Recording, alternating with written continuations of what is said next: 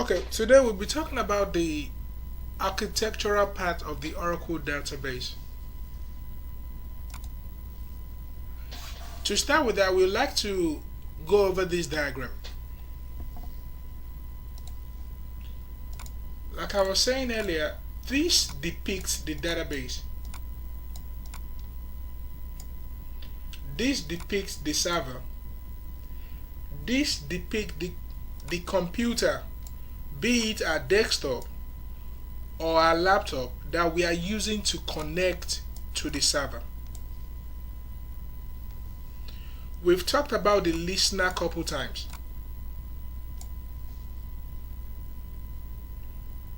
We used a scenario where we used a house to depict the server, and the residents of that house to depict the listener.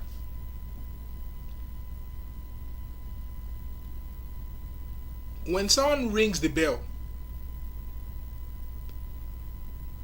the individual that responds to the bell ring is the listener. If that listener is not available, you can ring the bell till thy kingdom come. No one will be there to attend to your request. So the listener handles connection request.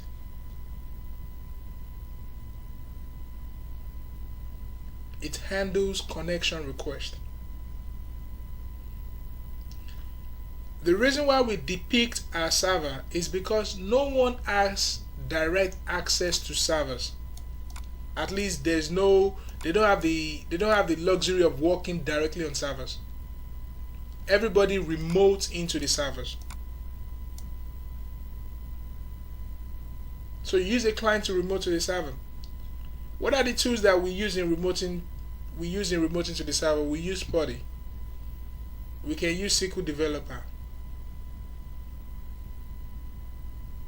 We can use an FTP tool to remote into the server as well, to retrieve files from one location to another, or to put or place files on the server.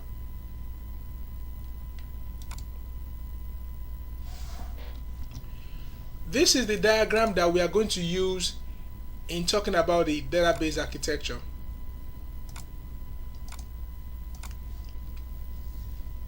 But we'll leave it right now. We may not get to it today. We have been talking about database, instance. We've been using those words loosely lately, including myself. Sometimes I reference the instance as a database, and when I get out of myself, I tell you guys, you know what? When we get to a stage, we are going to differentiate the difference between the two.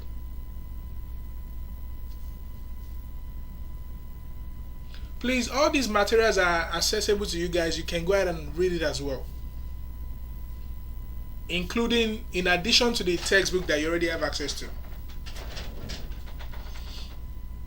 An Oracle server includes an Oracle instance and an Oracle database.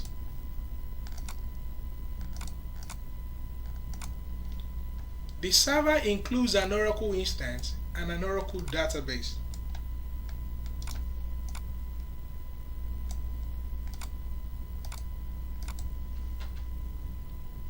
An Oracle database has several types of files. They have data files, control files, redo log files, archive log or archive redo log files, among many other files. In addition to that, they also have parameter files as well as password files.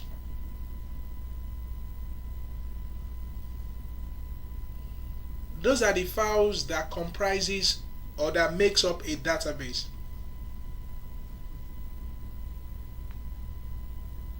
All these files will be dealt with one by one. I'm intentionally taking my time to make sure if you are taking notes, you can write your notes. If you want to go back and just review the material, you can do that as well and just digest what we're talking about today. Obviously, the video is also going to be available for you to revisit.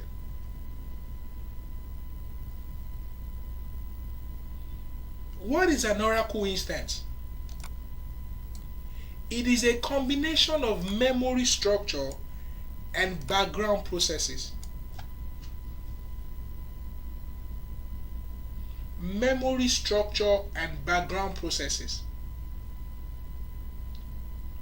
When we say background processes and memory structures, what are we talking about? There are some processes that are running behind the scene that are checking to make sure that is this stuff running as it's supposed to? Is there enough space for this stuff to run? Did the user just mess up his session?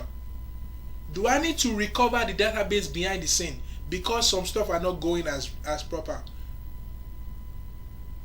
Oh, this database has been running for the past 1 year.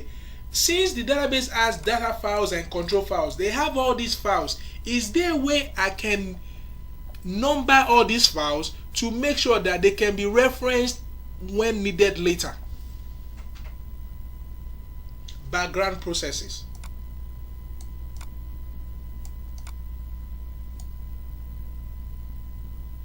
Memory structure. When you make changes to the database, where does it go? What happened to the changes that the change you made? What happened to the data that was occupying that space before? How long does it stay over there before it goes to the data files? Memory structures. Let's take a glimpse at that diagram. We are just going to take a peek and we'll run out of it quickly.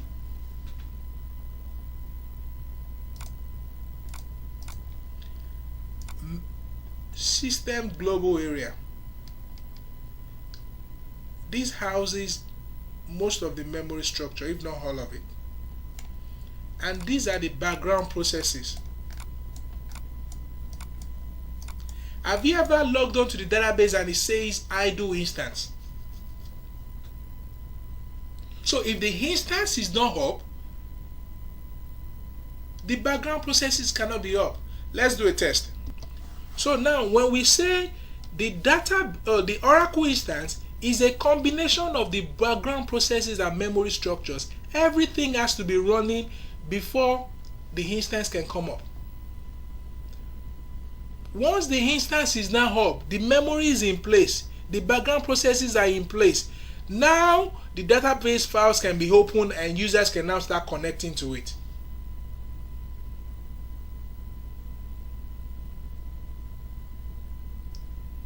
So it is fair to say a database comprises of the data files, or you can say it comprises of files, the memory structures, and background process or processes. In addition to the Oracle instance and the Oracle database, we also have users and server processes.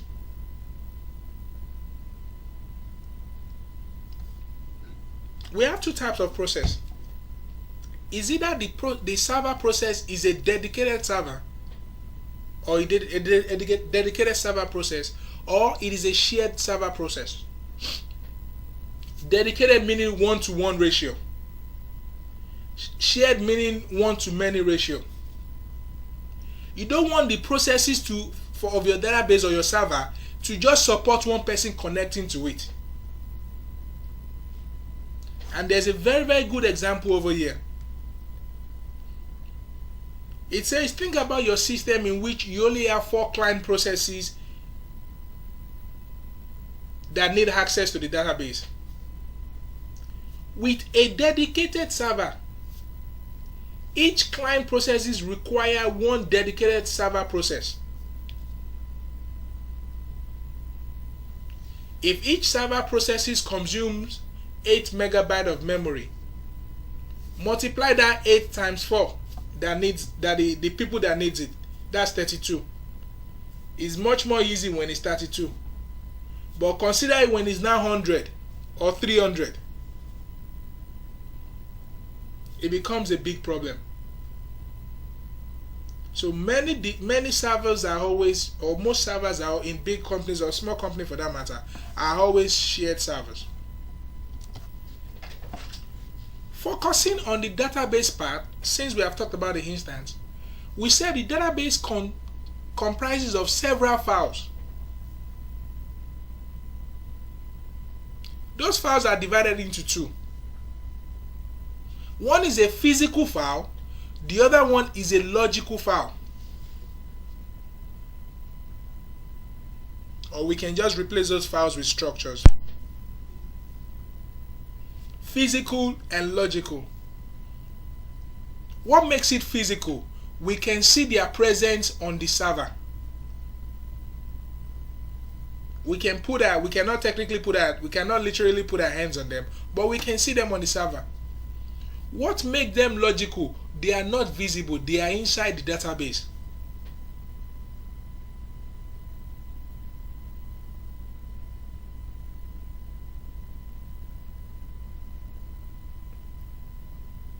They are inside the database.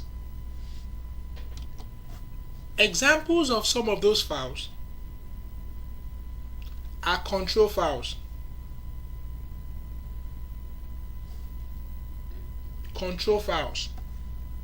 data files, redo log files. Let's go in our server. Let's go look at where some of this stuff are.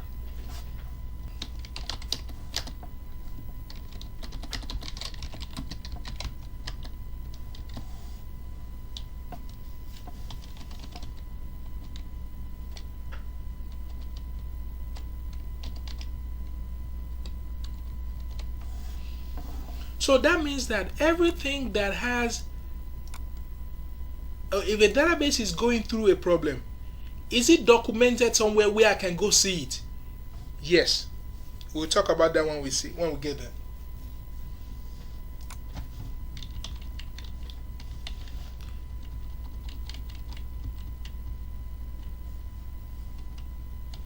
This is where he allocated the shared global area, the memory structure of the database.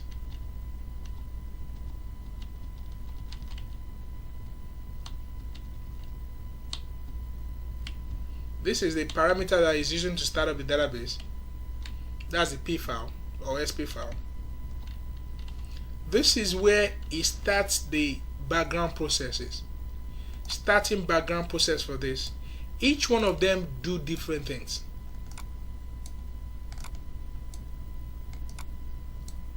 And we will touch a few of them as we are going.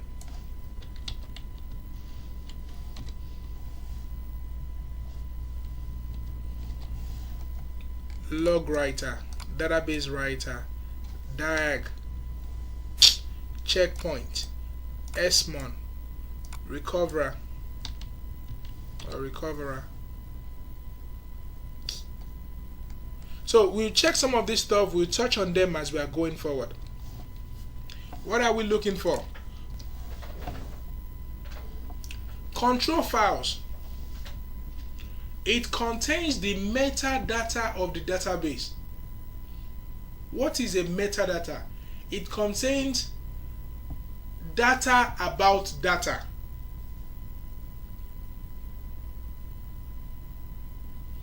Data about data. What do we mean by that? The database name is a data. That data is also stored in the control file. The location where the database files are located at are stored in the control file. How big your database is stored in the control file.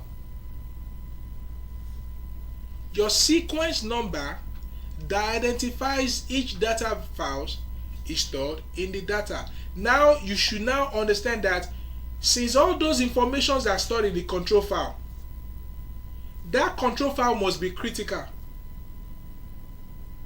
Hence the need why it is multiplexed. Remember I said control files are placed in two different locations.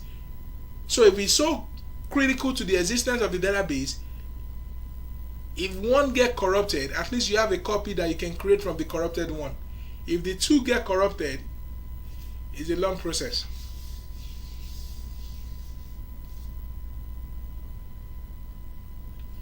Parameter file. This is another interesting one. This is a file that is used to start up a database. I made mention of something called binary files and a text file. Binary file and a text file.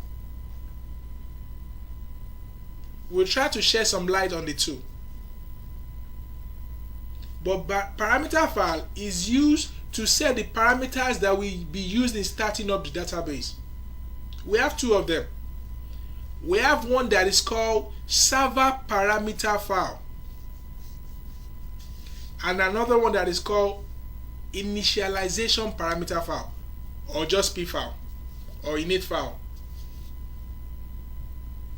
Let me write that down.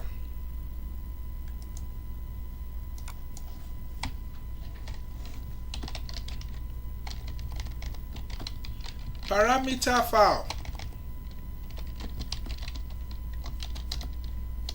I said we have two. We have P file and we have SP file. This can also be referred to, you may hear it as init file,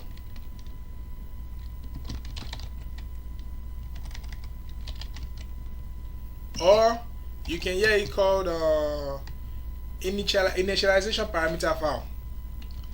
And this one is always referred to as SP file or server parameter file.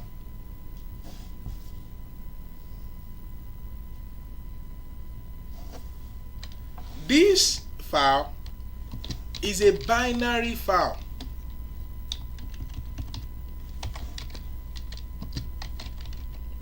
While this one is a text file.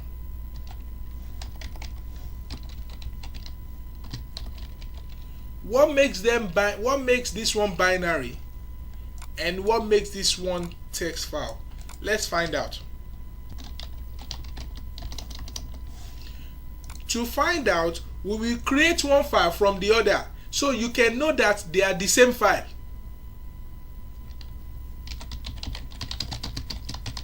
SQL. Oh, I'm already in SQL Plus. So we will say create P file from SP file. At least that should let you know that they are the same thing. We are just creating one from the other one. Enter. Now let's go to where they are both located at. Another reason why we need to understand the Oracle Home. Any company that you work for, your P file will always be in Oracle Home /DBS. Oracle Home /DBS. I will copy the same thing and put it over here. Let's list the content of this directory.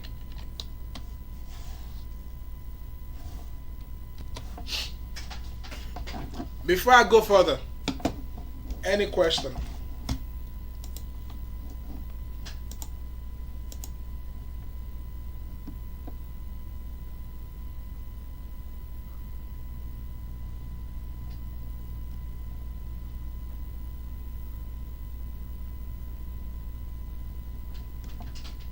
So, Mr. Tayo, Yes, ma'am.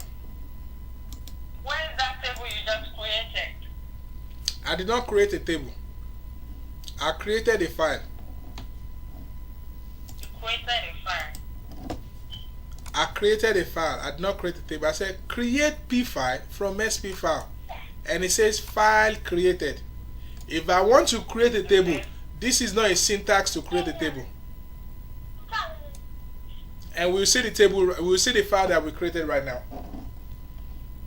Okay.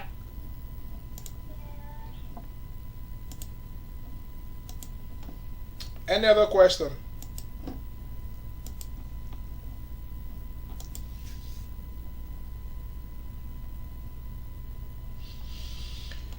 Oh.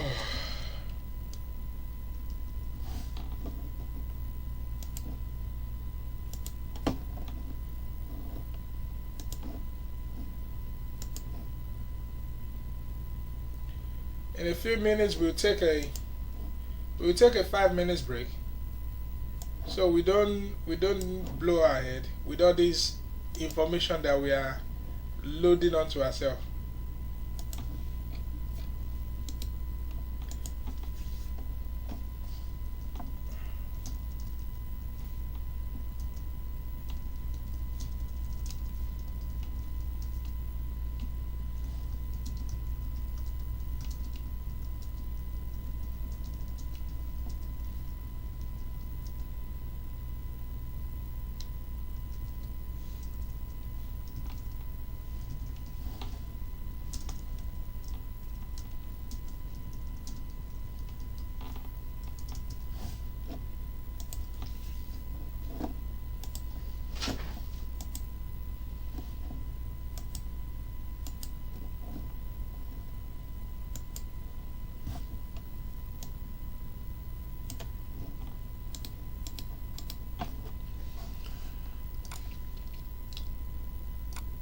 P file is init database name .ora. SP file is SP file database name .ora. Password file is orpw dot and the unique name and the database name. Let's go in the database to find out the database name.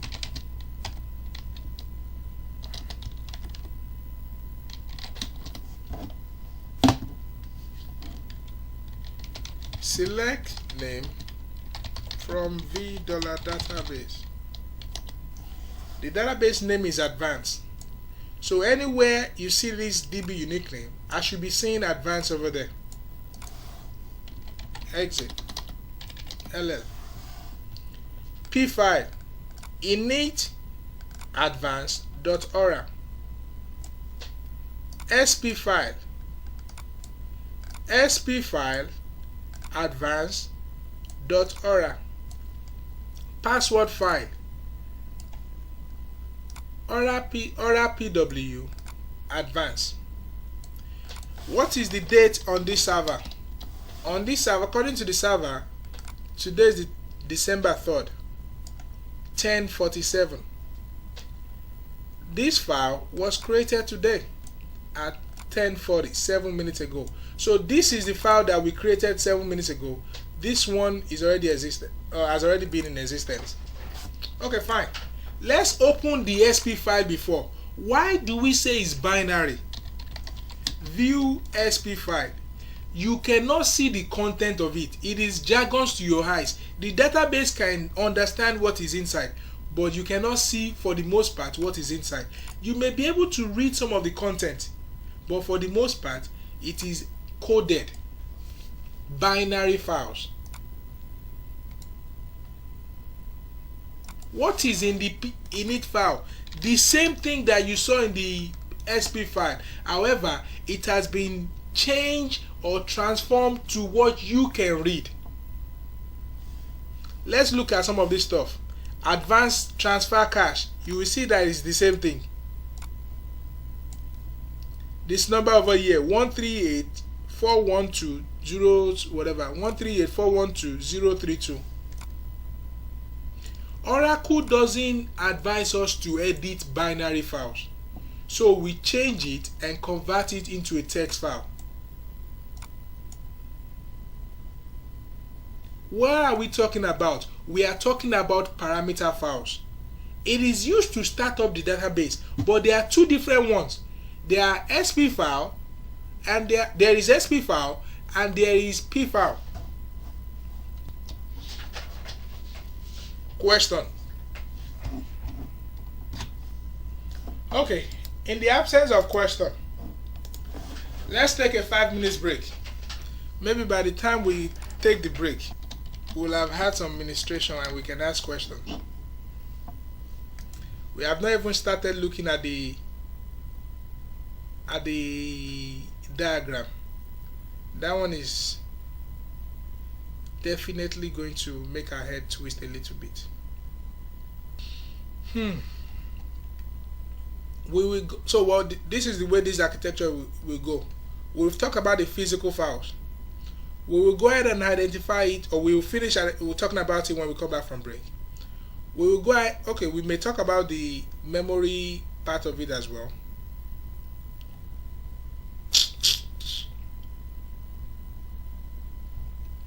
We will identify those, or we just leave the physical file alone. Identify the physical file in the architecture.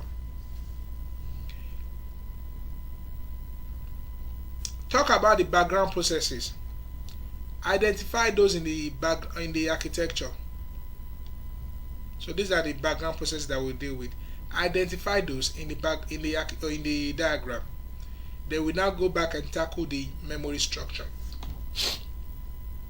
Data files, background processes, memory structure. Let's take a 5 minutes break right quick. Let's come back at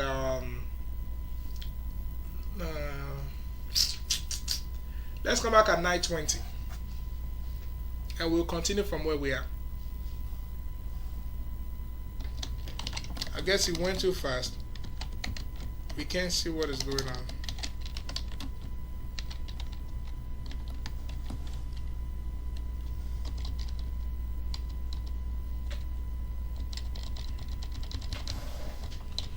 Okay.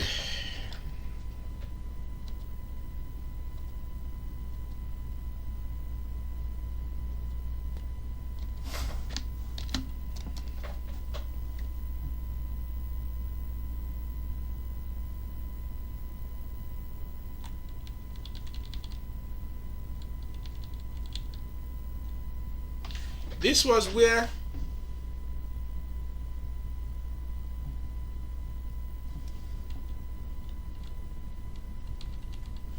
was where I shut it down abruptly.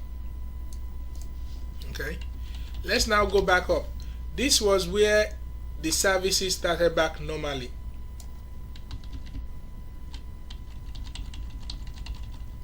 Is allocating memory to the database.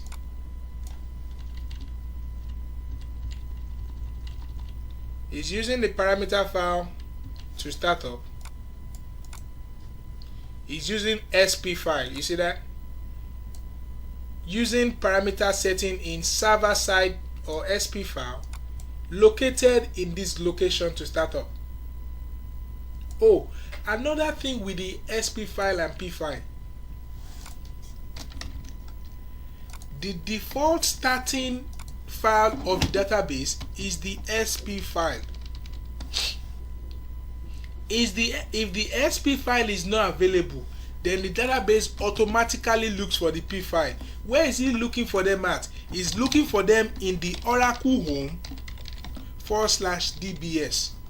This is the directory that every of this parameter file is located. Let's look at it over here. This is my Oracle home. This is my Oracle home. And this is the DBS directory. In that DBS directory, SP file is located. If the SP file is not there, it automatically looks for the init file. If it cannot find the init file, then it will say, I cannot start up. I need something to start up with. So if the SP file is the default starting file of the database, can you start up with a P file? Yes, you can start up with a P file. You just have to specify that you want to use P file to start up. We'll talk about that later. So that's not where we are. It's using parameter file to start up. It's starting up the background processes. Starting up background processes. Each one of them, several.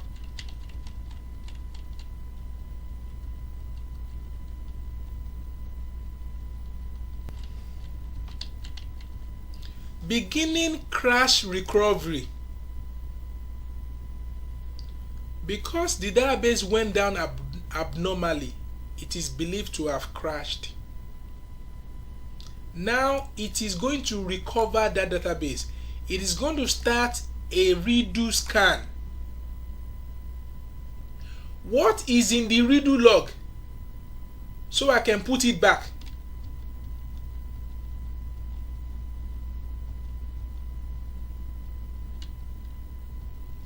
Completed crash recovery. Where did it go to go get the stuff? Recovery online redo logs are in this place. Online redo logs, online logs. Once you commit it,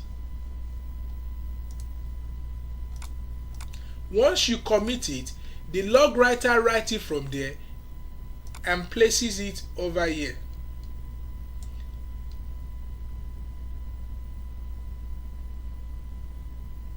If the database goes down, it will use the content that is over here to restore the table that was being updated, or that was being updated when the database went down.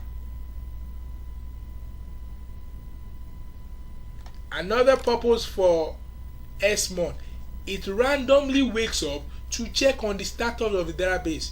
If the database goes down, something needs to know the last state it was before when it comes back up. SMON does that.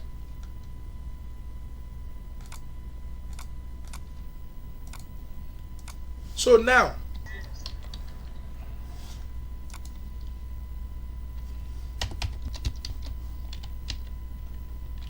SP file equals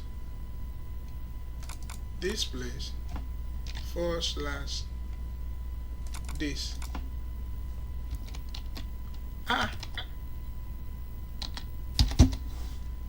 Oh,